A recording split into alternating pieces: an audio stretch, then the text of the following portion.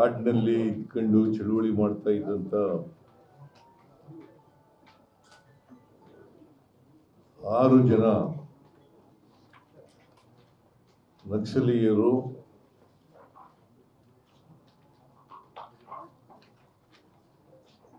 ನಕ್ಸಲ್ ಶರಣಾಗತಿ ಪುನರ್ವಸತಿ ಸಮಿತಿಯ ಅವರ ಪ್ರಯತ್ನದಿಂದ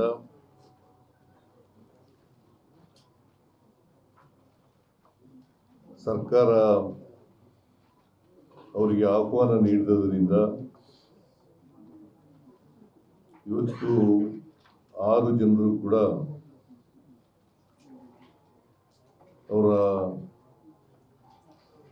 ಹೋರಾಟದ ಹಾದಿಯನ್ನು ಬಿಟ್ಟು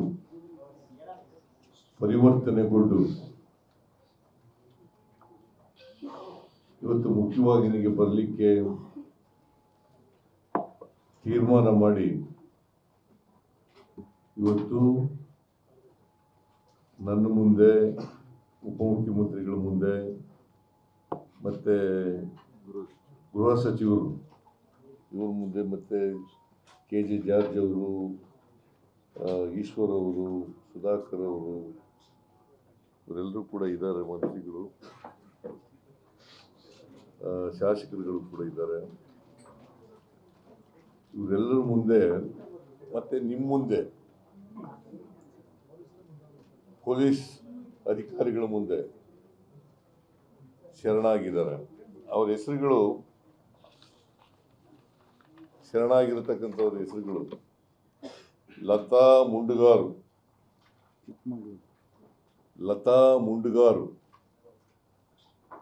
ಚಿಕ್ಕಮಗಳೂರು ಜಿಲ್ಲೆ. ಸುಂದರಿ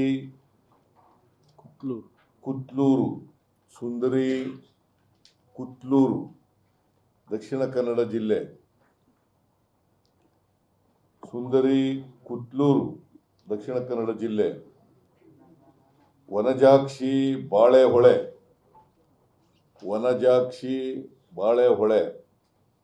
ಚಿಕ್ಕಮಗಳೂರು ಜಿಲ್ಲೆ. ಮಾರಪ್ಪ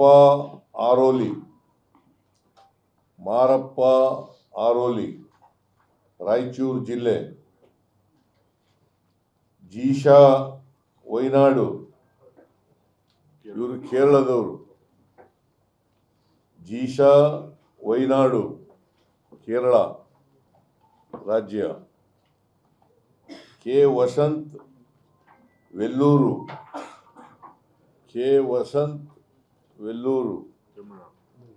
ತಮಿಳುನಾಡು. ಇವರು ತಮಿಳುನಾಡಿನವರು. ಇವರು 6 ಜನರು ಕೂಡ ಇವತ್ತು ಶರಣಾಗಿದ್ದಾರೆ. ನಾನು ಕೆಲವು ದಿನಗಳ ಹಿಂದೆ ನನ್ನನ್ನು ನಾಗರಿಕ ಸಮಿತಿಯವರು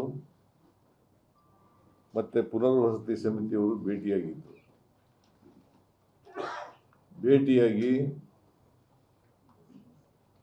ಅವ್ರ ಜೊತೆ ಮಾತುಕತೆ ಎಲ್ಲ ನಡೆಸಿದ್ರು. ಅವರು ಹೇಳಿದ್ರು 6 ಜನ ನಕ್ಸಲರು ಶರಣಾಗಲಿಕ್ಕೆ ತೀರ್ಮಾನ ಮಾಡಿದ್ದಾರೆ. ನೀವು ಅವರನ್ನು ಸರ್ಕಾರದ ವತಿಯಿಂದ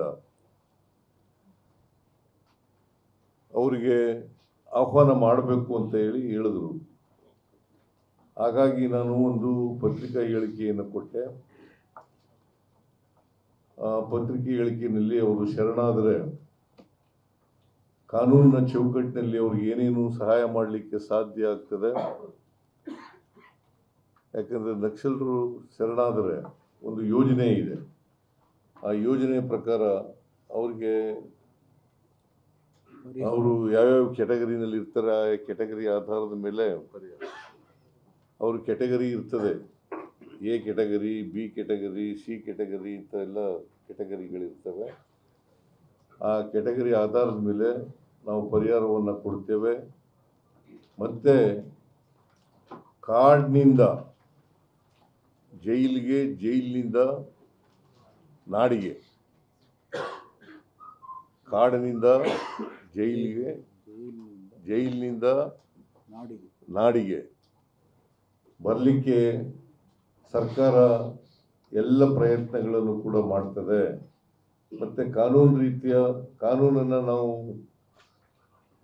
ಕಾನೂನು ರೀತಿ ಬಿಟ್ಟು ಕೆಲಸ ಮಾಡಲಿಕ್ಕೆ ಸಾಧ್ಯ ಆಗಲ್ಲ.